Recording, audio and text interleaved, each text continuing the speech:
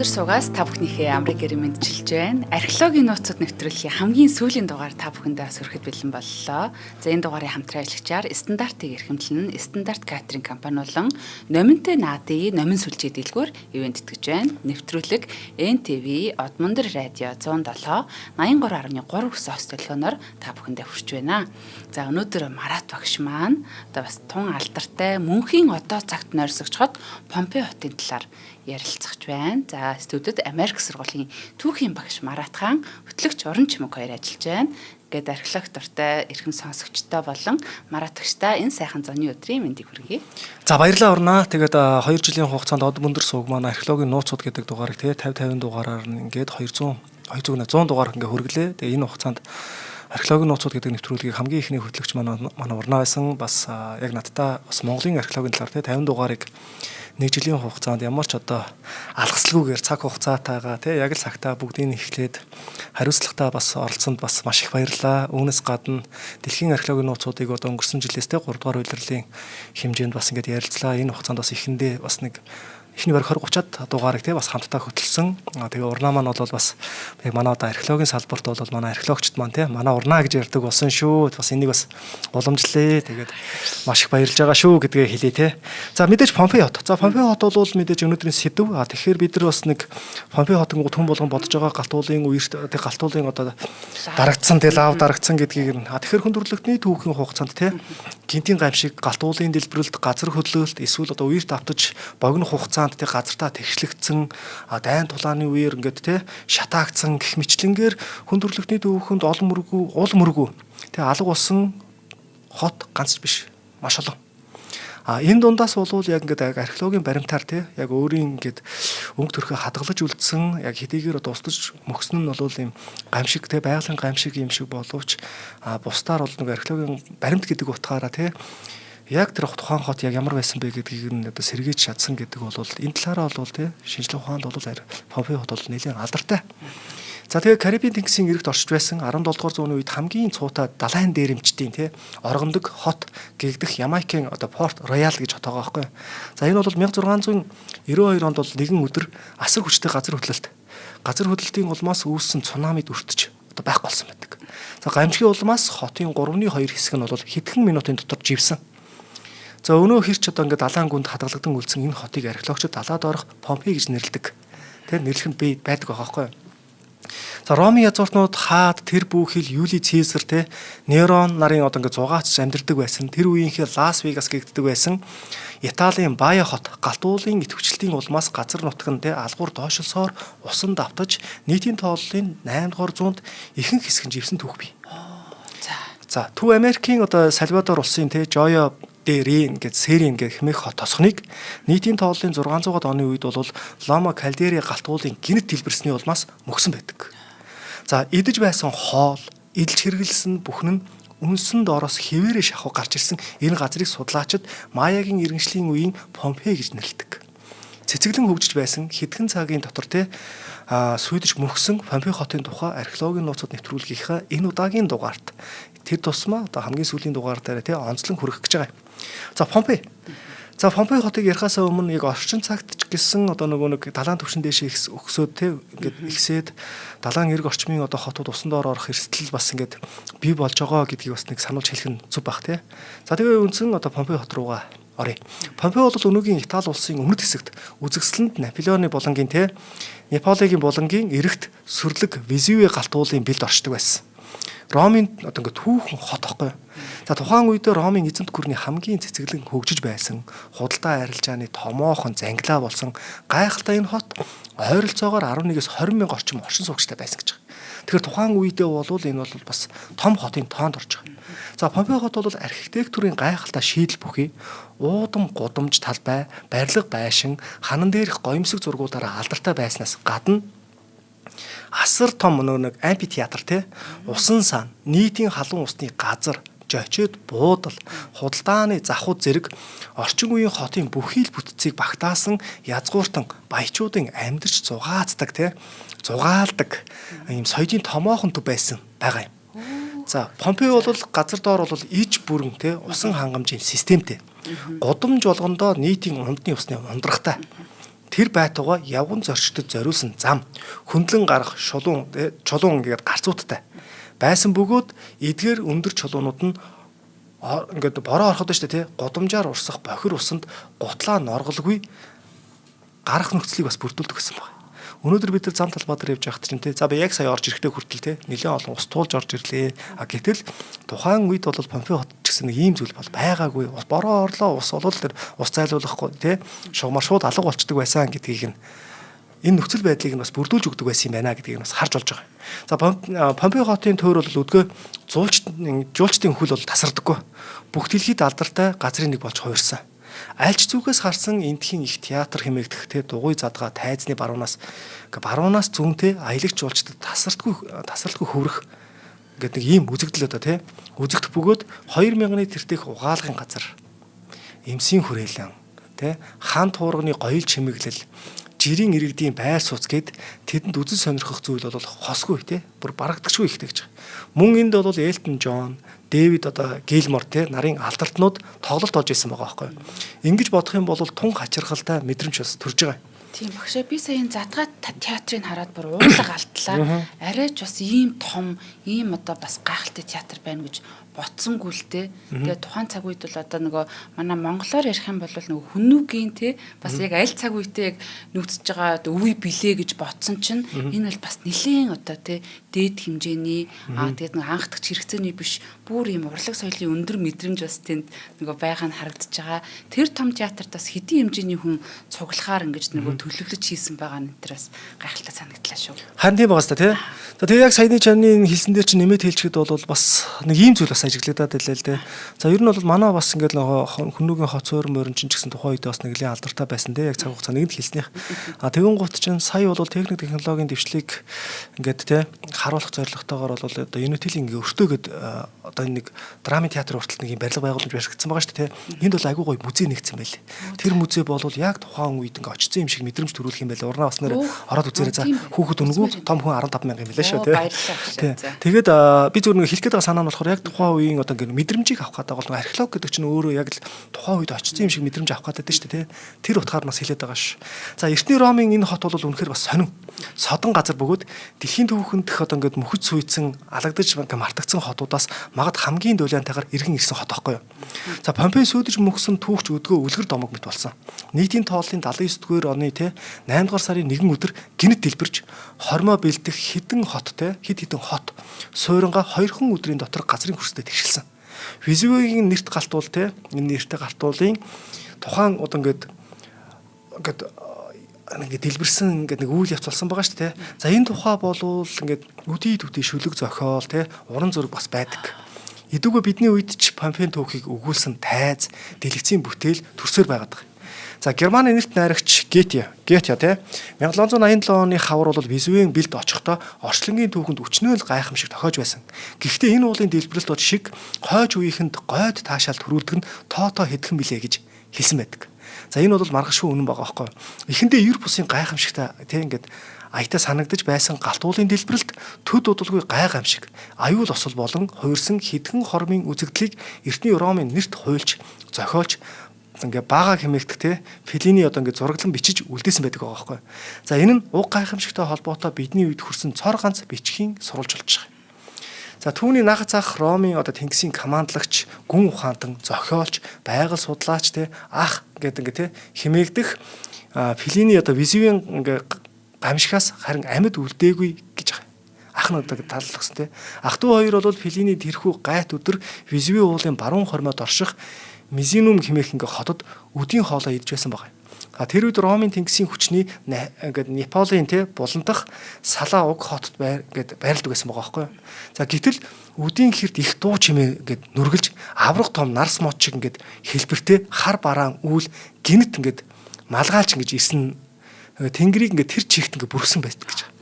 За ингээд дэлбэрэлтээс үүдсэн үлэмж хэмжээний тоос, тортог, утаа, угаар, тэнгэр өөд бараг 30 гаруй километр өндөрт хүртэл дэгдэж тогтсноо удалгүй нурах шиг болж ойр орчмын бүхий л газрыг халуун хайлмаг галтуулын чулуулаг үнс нурам дарж авсан байдаг. Хөө 30 км гэдэг чинь юу гэсэн үг вэ? Тийм шүү дээ мөнгө дээшээ Бүр асар том цөмийн дэлбэрэлт шиг тий. Яг үнэ. Тийм зүйл гэсэн. Одоо хамгийн өндөр барилга чинь 1 км шүрдэг шүү дээ бодохоор. Тэгэхээр ингээд барилга байшингуудын тийш ингээд шилээ дараад ингээд нурж амь зулбан зогцсон хүмүүсийн дийлэнхэнд тэдгээр ингээд аадар туурганд тий дарагдан амь өргөцсөн байгаа байхгүй. За бас ингээд зогсолтгүй буух чулуун борооноос бие хамгаалах. Гэхдээ толгой дээрээ ингээд те дэр барингүйх зарим хүмүүс нь уулнаас буух халуун лаванд урсаж гудамжинд амь тавьсан байдаг. Помпей одоо Херакулун гэж байгаа байхгүй. Херакланум гэдэг тэргүүтээ их баг хот суйрангуудын нүд ирэмхийн зурт одоо ингээд булж 1000 гаруй хүний амьд хүрсэн. Тэрхүү халуун лава Цельсийн бараг 300 градус хүрч байсан гэж байгаа. За энэ үед бол те ер нь бол амьд үлдэх бараг боломж бол тун хомс гэж байгаа байхгүй.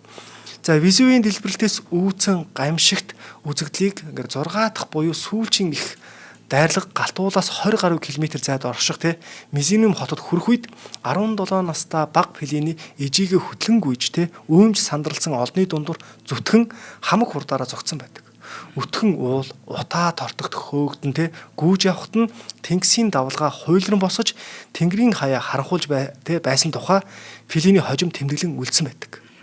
Тэрхүү аимшиг төр зургийг харж те айж төгссөн хүмүүс чихт үжрэм дуугаар орилж хашгирсан байдаг гэж.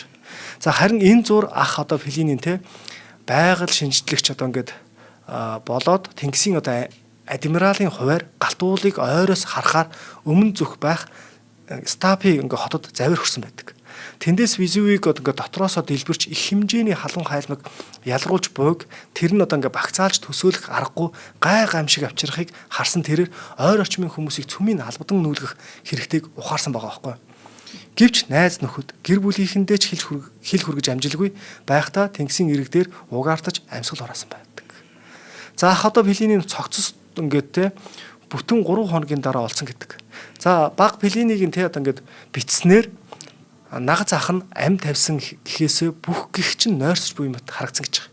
За үүний гайхамшигын гэдэг дараах Помпей хотыг бүхлээр нь тодтгон ингээд те тодтгсон сүйрлэд гэлтэй гэж хэлж байгаа. За 1748 онд бол тойр одоо ингээд балгасыг нь илрүүлэх үед одоо мөхөд сүйдсэн бус харин цаг хугацааны гүнд мөнхөд оршсон мэт олцсон Помпейг 18 дугаар зууны үед одоо Европт үлгэр туйлсын хот амилсан аятан гэж хүлээж авсан гэж байгаа байхгүй. За Кембрижийн их сургуулийн эртний түүх судлаач археологч Эндрю Юлстэй Хедерлин гэдэг энэ хүмүүсийн бичсэнчлэн Помпей нь бол ингээд суурь мөхч буй чихтэй мөнхөд үргэлжлэх одоо цагт ингээд хүлээгдэж одоо гэрсэн гэсэн санаа хэлж байгаа байхгүй. За ингээ орхигдож мартагдах юм уу, дайн дайжны хүлд сүйдэх, эсвэл цагийн аясаар өөрчлөгдөн хувирах боломж Помпейд бол олдоогүй. Яагаад вэ гэхээр саяны галтуулын одоо тийм 2 хоногийн турш тэр ойр орчмоо тэр жигт нь бүрхэд авчиж байгаа гэсэн үг байхгүй. Тиймээс өдөр тутмын амьдрал нь Везувийн дэлбэрэх хүртэл ямар байсан? Яг л тэр жигтээ цаг хугацааны гүнд хаагдаж орхигдсон нэг төгжигдсэн гэдэг санааг илэрхийлээд байгаа.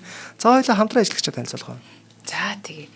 За бас наадам утахгүй болох гэж байна. Тэгээд номинтой наадын номин сүлжээ дэлгүүр нэвтрүүлгийн ивентэд гэж ажиллаж байна. За тэгэхээр үндэсний их баяр наадмыг өгтөж жил бүр номингоос наадмын урамшууллыг зарладаг. За энэ жил бол энэ урамшуулалт худалдаа номинтой наадын нэртэйгээр зохион байгуулагдаж байгаа.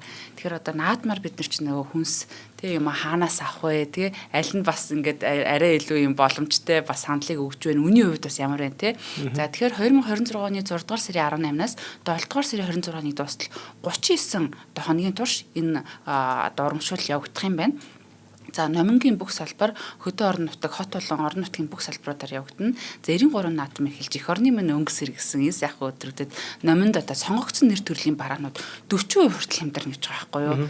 Энэ бол надад бас их таалагдж байна те. Юу нь хямдарсан байна. Хэрвээ хэрэгцээтэй зүйл маань хямдарсан байвал ашиггүй шүү дээ те. Тэгээ хямдралтай худалдаалсан зэрэгцээ одоо бас яг үнэн хэрэглэгчтэй дандаа номингоор ордог. Нөгөө бид нар чинь бас юм бонус карттай болцсон байдаг те.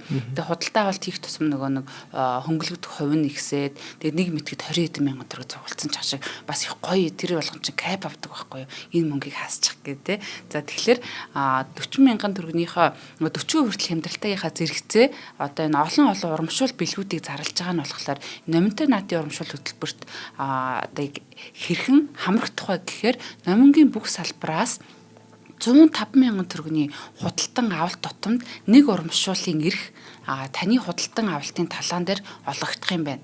За та урамшууллын эрхээрээ 5 удаагийн тохиролд оролцох боломжтой ба 7 хоног бүр 11 хэрэглэгч буюу нийт одоо 55 онцгой хэрэглэгчийг шалгаруулна гэсэн байна.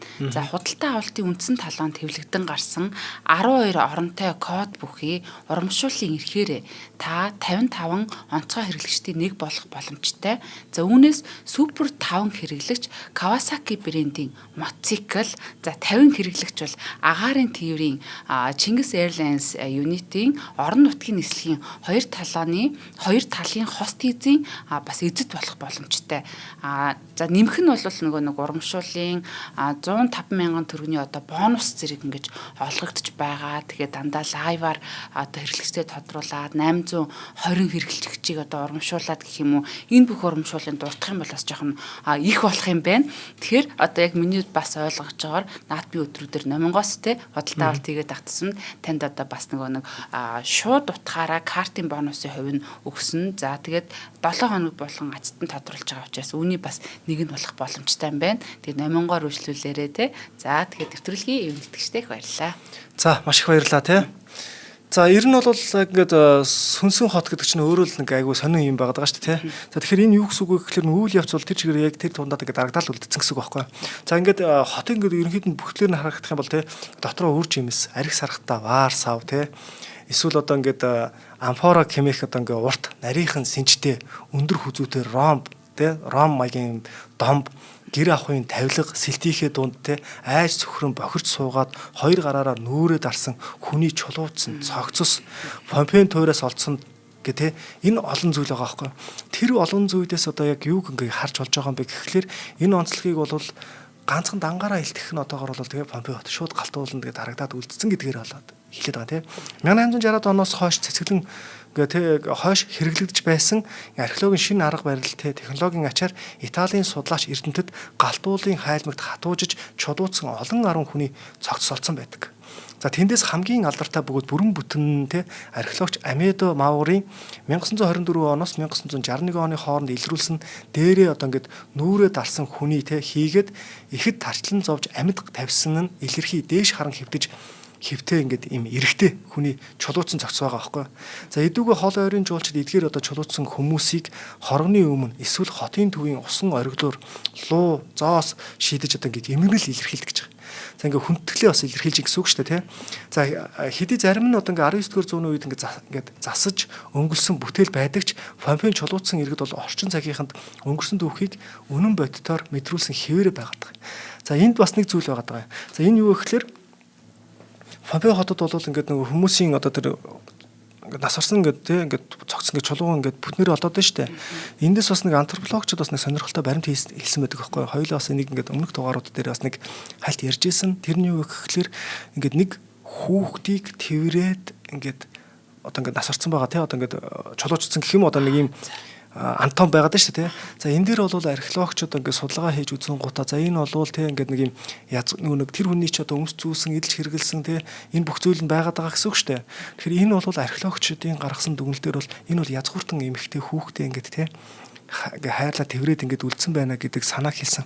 Гэтэл одоо энэ дэр нэг археолог болгох тангаараа ерөөсө шинжлэх ухаан тий үр дүнд хүрэхгүй гэдгийг бол бас нэг харуулж байгаа зүйл бол хавсрах шинжлэх ухаанууд гэж байдаг тий антропологийн шинжлэх ухаан, зоос судлал одоо өөр зөндөл одоо ингээд этнограф тий ингээд маш олон шинжлэх ухааны бүрдэл дээр одоо ингээд археолог бол одоо ингээд судалгааны бас шин гоё ингээд үр дүнд хүрээд байна л да. Энэ дээр антропологчид юу гэж хэлсэн бэ гэхээр тэр хүний одоо анатомийн бүтцтэй тэр одоо эмэгтэй хүүхд хоёрынх нь гээд ялгаж ингэж үзсний үндсэн дээр юу гэж хэлсэн бэ гэхээр энэ эмэгтэй одоо язгууртан мөн байна. Харин тэр эмэгтэй хүн тэр хүүхэд бол боол хүүхэд гэж байгаа. За учир нь юу гэхээр энэ хүүхдийн тэр нүуний ясны хөгжилтэй ингээд багаасаа хүнд хөдөлмөр эрхэлж байгаа нүуний ясны одоо зөв хөгжилтэй биш вэ гэдэг энэ санаа гаргаж ирсэн. Тэгээд энэ санаа нь өөрөө санаагаараа юу хэлээд байна вэ гэхээр яг өхөл амьдралын цаг ирсэн үед бол хүн ямар шийдвэр гаргадаг вэ? Тэр язгууртан эмэгтэй тэр боол хүүхдийн амийн аврахын тулд тий хичээсэн байна гэдэг энэ санаа гарч иж байгаа байхгүй тий. Энэ бас айгүй гоё үйл явдал байгаас тий цаанаа хэдийгээр ингээд үлдсэн ч гэсэн. За тэгээ аюул ослоос цогтох одоо тий гэхдээ одоо гинжнээсээ мултрах гэж байдгаар ингээ хичээж буй нэг нохоо Тэгээ харах төдийд л одоо бие жихүүцэн мэс заслын одоо багаж хэрэгсэл шүдний ором одоо үлдсэн ингээд чихт ингээд шохоож чулуудсан зүсэм талах бүр уйлж буй нэраа хөөхөд зэргийг харахад хотынхан тэ одоо ч зовж тарчил буй мэт ингээд иймэрхүү дүр төрх ингэж тэ Помпей хотын ингээ аяллаар гэж мэддэг гэж. За Помпейн тухай болон Везувийн дэлбэрэлтийн талаар хэд хэдэн ном бичиж баримтат кино бүтээсэн түүхч Мэри Бирдийн онцлсноор уг хот бол хүчрхэг эзэмт гүрний нэг буйдхан суурин хидэж хөгжин цэцгэлсэн их хүлийн бүс байсан гэж. Археологчид одоогоор 1150 орчим хүний одоо цогцолдоод байгаа. Тэ. За Помпейг бусад эртний хотоос онцгой болгодог зүйл нь тэдгээр талигаач тэ элит хүрээнийх нь ихэс дээз гэхээсээ цэрэг эрс, зарц чивэгчин, гудамжны худалдаач зэрэг Ромын игэл жирийн иргэд болоод тэдний амж байдлын тэ таниулалт оршиж байгаа гэсэн үг байхгүй. За өмнө нь бол нэг хот суурин археолог гэдэг ч юм уу те эсвэл одоо түүхэн сурвалж баримтуудаар бол ер нь түүх сурвалж гэдэг бол дандаа л юм язгууртны түүхэн сурвалж тэмдэглэжүүлсэн байдаг. А Помпей хотын нэг онцлог бол яг тэр одоо те бүхий л байдлыг энгийн иргэдийг хүртэл одоо те тэмдэглэж одоо ингэ судалж болох боломжийг бас бүрдүүлж өгдөг гэдгээр бас онцлог байгаа. За тэгээ ихэс дээц гэхээсээ цэрэг эрс зарц чивэгчин те энэ бүх зүйл бол Ромын игэл жирийн одоо иргэд болоод тэдний авж байдлыг бол маш сайн судалж байгаа. За хотын нуранг балгас дундах барилгын хаан гудамжны хашлаг зэрэг дээр те нохоотой одоо ингээ болгоомжил те гэдэг одоо ийм зүйл байгаад байгаа байхгүй. За тэгээд зарим нэг ханан дээр бас бичцүүг байгаад байгаа. За I love you Бадмаа гэдэг ч юм I love you одоо нэг гээд доржоо гэдэг ч юм уу те. За нэг иймэрхүү аатар нэмхэн бэ тэнцүү love гэдэг үг гэдэг шүү дээ. За тэрнтэй адилхан нэг үг уншаад өгье. За энэ юу гэхээр Антиох энд амраг бүсгүй Ситиритага уулздаг гэдэг. За иймэрхүү бичиг байгаад байна те. За Эпата чи муу халзан гэх те. За энэ бүх зүйлүүд чинь ч гэсэн энд ингээд бас явж лээсэн байгаа байхгүй. Гэх мэт үгс байгаа нь тэднийг өнөөгийн биднес бараг ялгадах юмгүй одоо ингээд хүмүүс байсныг ялгаагүй л хүн байгаа байхгүй те. Энд бол тэг амьдрал бас язан занзын хэлбэрээр л бас үргэлжилж байсан байна гэдгийг бас ингээд харуулдаг байгаа юм. За харин сүмийн ханан дээр нь байх өөр нэгэн бичгтэр одоо Везувийн гамшигыг зөгнсөн мэт ингээд байсан гэж байгаа. Жижиг саадыг үл тоовоос өлөмж зовлон учирна гэсэн тэр үг баг пиленийн тэмдэглэлт дэх анхааруулга сэрэмжлүүлэхтэй төстөө бөгөөд залуу зохиолч галт уулын дэлбэлтээс өмнө те Непал орчимд одоо юу яасан бэ? Непал орчимд те байн газар хөдөлдөг байсан тухай. Тэр нь хэдий их аюул осол дагуулдаггүй ч нэг л таагүй зүйл болох гээд бүүн дохио байсан талаар бичсэн байдаг. За Везувийг дэлбэрэх үед бол Помпей 17 жилийн өмнөх буюу нийтийн тооллын 63 онд гэсэн үг шүү дээ те. 63 онд болсон хүчтэй газар хөдлөлтийн дараах сэргээн босголтыг бас өрнүүлж байсан гэдгийг бас дурдсан байдаг. За Везувийн уул те нийтийн тооллын 79 оноос өмнө ч дараа нь ч олон удаа дэлбэрч байсан байна. Хамгийн сүүлийн идэвхжлэлт тесрэлт нь болохоор 1944 он тохиосон бөгөөд тэр үед холбоотны хүчин Помпейд одоо ингээд 1500 гаруй бөмбөг хаясан байдаг гэж байгаа. Помпей хот те. За Везувийн уул бол одоо ч дэлхийн хамгийн аюултай галт уулын нэг гэж одоо ингэж үзэгддэг. За ойр орчмын нутаг нь идэвхтэй галт уулын хамгийн эрсдэлтэй бүсэд оршиж тэ тооцогдож байдаг.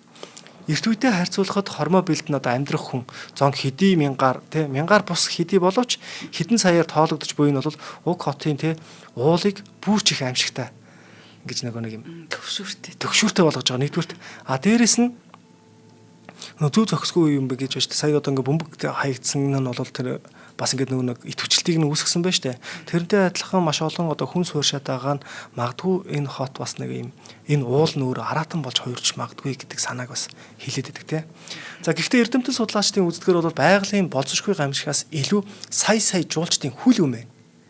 Дутуу хөгцөн дэд бүтэц зэрэг нь одоогийн Помпейд аюул занал одоо ингээд учруулж байгаа гэдгийг бас дурдсан байдаг гэж байна. За Италийн эрх баригчид бол 1997 онд те ЮНЕСКОгийн дэлхийн өвд бүртгэгдсэн энэхүү одоо түүхт газрыг сүүлийн жилүүдэд одоо илбэгчсэн үеэр нь усны аюулаас ч хамгаалж чадахгүй байна гэж байгаа байхгүй. Тиймээс Европын холбоо хотын төөрийг хамгаалах эд үлгийг нь те сэргээн засварлах зорилготой их Помпей төслийг хэрэгжүүлэхээ одоо тий болин гэсэн одоо юм сүрдүүлгээр далаалхан Везувийн орчмын бүсийг тусгай хамгаалтанд авахыг Италийн албаныхаас шаардах болсон байдаг гэж байна. За хоёулаа хахад хамтран ажиллагчид танилцуулах уу тий. За тэгээ багшаа. Одоо нэг археологийн олдрууд дээр яг нэг хүний арга ясыг те харж ясан уу гэхээс яг ингээд нөгөө хүний бүтэн биеэрээ байгаа тэр нүур амаа дарцсан ч юм уу. За тэгээд нөгөө тэжээвэр амьтдын яг тэр нөгөө хэлбэр нь ингэж бүтнээрээ харагдах. Энэ ер нь их ховор үзэгдэл ах тий. Тэ бас зүрх зүсэм үйл явдал гэсэн үг байхгүй юу? Тий илүү ойр мэдрэгдээд нь шүү дээ нөгөө бас. Тий. Ойр мэдрэгдээд нь яг наадах ч байхгүй юу? Би бас нөгөө Монголын археологи дээр бас нөгөө хадны оршуулагч чинь яг нөгөө хүний чинь одоо нөгөө нэг арьс мах үс тий одоо ингээд гарын хатгалт байрлалт гэдэг ч юм уу яг зөнгөж одоо өчтөрхөн ч юм уу одоо нэг ойрын үед л оршуулсан юм шиг харагдаж байгаа шүү дээ. Энд чинь бас нэг бас өөр мэдрэмж төрүүлээд идэг. Зөв яг төрүүлсэн тий. За нэвтрүүлгийн хамтран ажиллагчаар стандартыг эрхэмлэн стандарт катеринг компани ажиллаж байна. Тэгэхээр солонгосчуудын нөгөө хамгийн түгээмэл хэрэгэлдэг уламжлалт одоо нэг унтаа бол сөөжүү гэд манайхан сайн мэднэ те.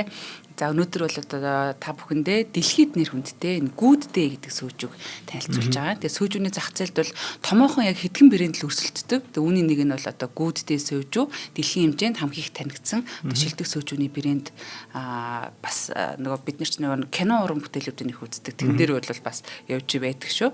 За сөөжүү үйлдвэрлэхэд бол усны чанар хамгийн бас чухалтай тооцогддог юм байна. Тэгээ гүүддээ сөөжүү бол Солонгосын үзэсгэлэн жири уулын 320 метрийн гүнээс олборлсон хүчил төрөгчөөр баялаг цэвэр усаар үйлдвэрлэдэг.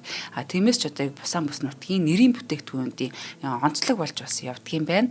Мөнгүүдээ сөөжүү бол дэлхийд анхлан одоо сөөжүүний спиртийн агуулмжийг багасгаж чадсан өмнөдөөс нэлээд өндөр хувьтай байсан юм байна. Тэгээд 16% хүртэл бууруулсан технологиг нэвтрүүлсэн гэдгээр их онцлог. Тэгээд илүү зөөлөн амттай, таатай хэрэглэхэд одоо арай айтайхан те маргааш нь бас гүүддээ байгаасай гэсэн бас ийм агуулгыг агуулт юм байна. Тэгээд одоо нөгөө нэг бид нар чинь сайн сайхан одоо тий чинсгэлийн яриа хөрвүүлдэг ч юм уу тий хоол ундан дээрээ ингээд нэг хэрэгжилчдэг тий зөв зөвхөстэй хэрэглээ гэдэг бол тэгээд яг хувь хүмүүсийн асуудал болох байх л та. За бүх сүлжээ дэлгүүр болон заах хүнсний дэлгүүрүүдээр худалдаалагдаж байгаа. Facebook дээр та бүхэн гүүдээс сөөжүү Монголиа гэдэг бас дагаад аваарай. Нэвтрүүлгийг энддэж байгаа катерингийнхаа хамт олонд стандарт катерингийнхаа хамт олонд их баярлалаа. За тэгээд одоо ерөнхийдөө яг Помпео хотын нөгөө өөрийнх нь төрийн тэ ингээд хамгаалалт маш муу байна гэдэг нь тий. За энэ муу байгаагаас 2010 оны 11 дугаар сарын 6-нд бол хотын одоо ингээд гладиаторуудын тий сууц хэмээх барилга нурж сүйдсэн байгаад байгаа. За Европын холбооны хорооны соёлын үеийн албаны тооцоогоор бол уг түүхэн хотоос үлдсэн юм бүхнийг тэ сэргээх хамгаалах шаардлагатай засваруудыг хийхэд дор хаяж 335 сая $5 хэрэгтэй гэсэн байна. Маш их мөнгө тий. Бор бодхоос ч ингэ те. За мөн зохих одоо тэгтээ энэ бол шинжлэх ухаанд бас маш сайн хөрөнгө оруулалт гэсэн үг байхгүй. Мөн зохих засварыг хийхийн тулд бол хотын төөрийг хэсэг хугацаанд хаах шаардлагатай гэж үзсэн баг. За ингээ Италийн одоо эрх баригчид инкийг ингээ зөвшөөрөхгүй ингээ байгаа гэдэг санааг бас хэлээд байгаа байхгүй. За харин бид нарын одоо мэрэгчлүүд гэх юм уу те одоо ингээ мэрэгчлүүд хотын нутаг дэвсгэрийн одоо ингээ 3-ны 1 нь бол судлагдаагүй. Тэгээ газар доор байгаа тул одоо Помпеийн өвийг хөдөлгөгүй авч үлдэх ганц арга нь тэрхүү нуус төгмөл хэсэгт маллах хийлгүй одоо байгаа чигээр нь хадгалж хамгаалах гэж үтсэн байдаг. За үгүй бол мөнхийн одоо цагтаа нойрсч буй хот хэмээгдэж судлагдах явцдаа дахин мөхөж алдагдах магадлал одоо өндөр байгаа юм а гэдэг зүйлийг хэлээд байгаа. За хотын төрд бол хамгийн сүүлд 2018 онд те 4-5 дугаар сард бол маллах хийсэн байдаг. За тэгээ Помпео хотыг бол анх дээр олсон одоо тий хүн бол одоо эртний уран зохиолыг уншаад тий тэгээ эрэл хайгуулын одоо ингээ шугамар олцсон байдаг. Тэгээ Помпео хот одоо олцсноор бол яг ямар үйл явдал явсан бэ гэдэг нь бас одоо сая бол хоёул ингээл археологийн баримтын талаар нь ярьлаа, нөхцөл байдлын тухай ярьлаа тий. Гэтэл энэ маань өөрөө бас нөгөө нэг археологийн шинжилгээ ухаан гэдэг зүйлийг бол тий дэлхийд дахинд таниулж мэдүүлэхэд бол Помпео хот бол нэлийн том өргөн цар хүрээтэй оролцсон гэсэн үг байхгүй. Энд нөө бүх юм яг байгаараа байгаа. Тэр юу гэхэлэр саяны тэр нөгөө нэг одоо урт хүзүүдээ ваар гэдэг ч юм уу тий тэр одоо идэл хэрэглэл энэ бүх юм чи бүтнээрээ гарч ирж штэ. Бүх бүтнээрээ гараад ирж тий. За энийг нь одоо олсон одоо ингээ хүн тухайн үе чинь нөгөө хууль одоо эрх зүйн байдал гэдэг нь яг ямар байсан бэ гэдгийг бодоод үзэхээр эртний идэл одоо олоод түүнийг зарах зүйл маш их байсан байгаа байхгүй. Одоо Египт ч гэсэн айгүй энэ бас яг газар авчихсан байсан тий. Ингээд 17 18 дугаар зууны үед бол археолог гэдэг зүйл анх бол нөгөө нэг хүмүүсийг хүмүүсийг эртний цаг хугацаагаар нэгдүгээр аялах, хоёрдугаар эртний эдлэл олж зарж мөнгөжих гэдэг ч юм уу те иймэрхүү зүйлд хөтлж оруулсан. За ингэж хөтлж оруулсны дүнд бол одоо 17 18 дугаар зуун 19 дугаар зууны үед бол энэ эсэргээрээ нэг томоохон хотуудыг тонон дээрэмдэх те хоц өрн одоо булш оршуулга, археологийн дурсгалууд эдрийг эдэж сүйтгэх. За нэг том одоо талд байгаа нэг одоо жишээ нь хоёул зүгээр монголоор бодоод үзье те. Баруун дэшигээ гараад үзэх юм бол том хэрэгсүүрүүд байж байгаа те. За тэгэн гут чинь одоо яг тухайн үед бол энэ том хэрэгсүүрүүд ч юм уу те том одоо курган нэртэй одоо тухайн үеийн одоо ингээд булш муухан байнгут нь энийг малтаад үзвэл доор нь одоо алт байгаа, эрдэнэс байгаа гэдэг ч юм уу те. Ийм маягаар одоо малтах, ухах гэдэг ч юм уу. Ийм зүйл маш их байгаад байдаг. За тэгээ би сайн нэг хэлсэн үгнийхээ одоо ингээ араас нь бас нэг зүйлийг залруулж хэлэхгүй бас болохгүй байгаа юм л да. Тэрний үг гэхэлэр сая баруун зүг ингээ хой зүг гэдэг ч юм ингээ хэрэгсүүрд маш их байгаад байна гэдэг тийм. За хэрэгсүүрийг бол бас хэд хэдэн удаагийн одоо ингээ малтлах судалгаанд би бас оролцож исэн. Хэд хэдэн тайлангуудыг үзэж байхад бол хэрэгсүүр бол цаг хугацааны хувьд бол тий 3 удаа бараг бүтэн тоногдсон байдаг шүү. Тэгэд юуг алт мөнгө гэдэг ч юм уу ухар мөчтэй миний ярьж байгаагаас өөрөөр ойлгоод тий хэрэгсүүр булш мулш одоо бити малтаараа гэж хэлэх гэсэн тий яагаад вэ гэхэлэр нэг урт удаан цаг хугацаанд чинь одоо хөрлийн үеийн соёл шүү дээ тий тэгэл ингээл 3300 гаад жилийн тэртээс ингээ явж исэн үед тухайн үедээ одоо нэг зэвсэг олох зорилгоор тий малц судлаад сүйтгэж исэн. Тэгээд 17 18 дугаар зууны саяны дээр курган нэртэй тий томоохон одоо булш муухан тоонох энэ үйл явдалд бас өртөж сүйдэж исэн. Одоо 90-ад оноос хойш нэг алт мөнгө олох зорилгоор тий ингээд нэг амьдралаа арай өөр нэг юм хууль зөрчөөд тий ингээд нэг өв соёл руугаа одоо ингээд нулимад гэдэг ч юм уу тий. За ингэж бас сүйдсэн тохиолдол зөндөө байдаг гэсэн үг байхгүй. Зөвхөн нэгэн одоо ингээ хэрэгсүүр 3 удаа ингэж сүйдсэн тохиолдолч бас ингээ тий маллах судалгаа одоо ингээ археологийн баримтаар ингэж тогтоогдоод байдаг. Тэгэхээр тийшээгээ бити оролдоорой гэж бас нэгдүгээр хэлмээр байна. За ингээд өнөөдрийн дугаар болохоор тий агуу Помпей хотын тухай ингээд ярьж дуусаад 2 жилийн хугацаанд одоо ингээд Монголын археолог болон дэлхийн археологийн 100 нэвтрүүлгийг хийж дуусгасан байна. Тэгээ энэ хугацаанд хамтан хөтлсөн тий Урнада болон Цэнгэлбаяр одоо өвшөө одоо надтай хамт одоо ингэж нэвтрүүлэгт маань ингээ оролцож исэн бүхий л хүмүүстээ маш их баярлалаа. Тэгээ би бас энэ далимд бас тий та бүхэндээ бас нийт археологчдынхаа өмнөөс тий ингээ хамтран хөтлсөн хөтлөгч нартай бас маш их баярлалаа гэж хэлмээр байна. Манай археологчид ч гэсэн маш ам сайтайгаар тий ингээд энэ хүн нэвтрүүлгийг бас шинжлэх ухаан танин мэдхүйг нэгдүгээр төвийн дэлгэрүүлэхээс гадна археологийн шинжлэх ухаан гэдгийг бол марата тий маш их маратхана ингээд маш сайн эргээр сурчилж байгаад бол маш их баярлдаг шүү гэдэг тий юм магтаалын үгийг бас сонсдог. Тэгээ алдаа оноотой бас зүйлүүд ярьсан бол уучлаарай тий хүн бас алдаагүй хүн гэж бас байхгүй. Заримдаа бас нэг зарим археологчдод санал нийлэхгүй зүйл бас ярьсан байж магадгүй тий энэ бүхэн манаас нэг сонин мэдрэмж төрөөд байна тийм яг одоо ингээ хэлэхээр миний ингээ гарны алга ингээ захнаад байгаа байхгүй. Тэгэд нийт сонсогч та бүхэндээ ч гэсэн маш их баярлалаа. Биднийг дэмждэг, мөндрийг дэмждэг нийт сонсогчдоо бас маш их баярлалаа гэж хэлье да тий. За би бас багштай баярлалаа гэж хэлмээр байна. Нөгөө одоо Монголын археологийн тухай ярихад тий одоо тийм юм байдгийн болоо хэрэг байдгийн бол доо тий одоо гисэн шүүч юм тэр талаар ерөөсөө мэдлэг мэдээлэл их бага орж ирж исэн. За тэгээд 50 нэвтрүүлэг явсны дараа тий тэр археологийн гайхамшиг археолог гэж юу вэ гэдгээс тодорхойлтоос нь ахуулаад ингээд бүр археолог сонирхдаг болоод үүнийхээ ч бас хэмжээгээр манай археологийн нэвтрүүлгүүдийг бас маш олон хүн үздэг тий тэгээд одоо ингээд бас яригадаад ингээд хахаар хүн улам бүр татагдаад тэр талаарх бүр ингээд өөрөө дэлгэрүүлээд одоо тэр очийг гоё асааж өгч байгаа. Энэ мэдээллийг те манай төгш маань бол нөгөө цаг магийг бол те яс барьдаг, маш сайхан юмаа бэлдээд дуугаа унаад ингээд түрээд ирдэг те. Тэгээ манай төгштэй те үзэг сонсогчд нь маш их хайртай.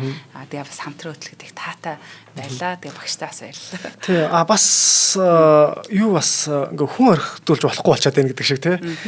Мэдээж одоо ингээд энэ Адмундар суугийн археологийн нууцуд нэвтрүүлгийн те хамгийн сүүлийн дугаар.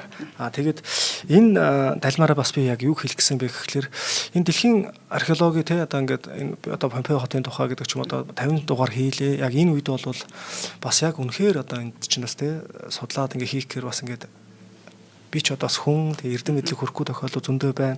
Манад бас ингээд зохиолч бас ажилласан байгаа тий.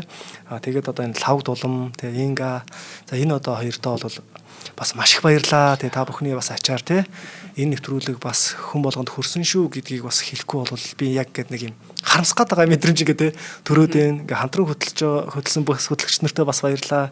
Мэдээж энэ од мөндөр гэдэг энэ том үр хайлыг тий анх санаачилж үүсгэсэн Зандаа ахта бас маш их баярлаа. Үргэлж баярлж явах болно. Дээрэс нь бас тий одоо од мөндрийн бүх одоо ингээд арын албан тий ингээд байдаг. Одоо манай гомбоо гэж байнга хэлж яадаг тий ипа гэж ингээд ярьж яадаг төвшөөгөл ярьж л байдаг. Тэгээ бүр тэр бүгөө хэл золоодоо хүртэл тий маш их баярлаа. Зулаа захирлаа баярлаа. Одоо хүн үлдээч үедээ гэдэг шиг тий бүгд л ингээд яг л нэг ачааны хүнд гэдэг зүйл бол арын албаных нь ингээд ноогдж байдаг. Тэгээ юм болгонд ингээд бэлэн асаалтаа танк шиг байдаг. Тэгээ арын албанд ажилласан найруулагчтай одоо тий эфирийн найруулагчтай одоо ингээд ёо сэтгэл хөдлөлт. За ингээд багийн ахтаа тий бүр ингээд баярлаа. Бүх одоо хүмүүстээ маш их баярлаа. Тий та бүхэндээ хайртай шүү.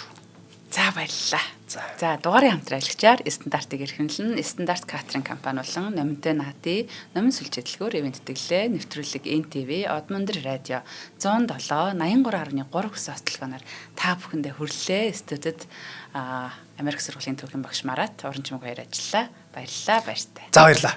За баярлалаа.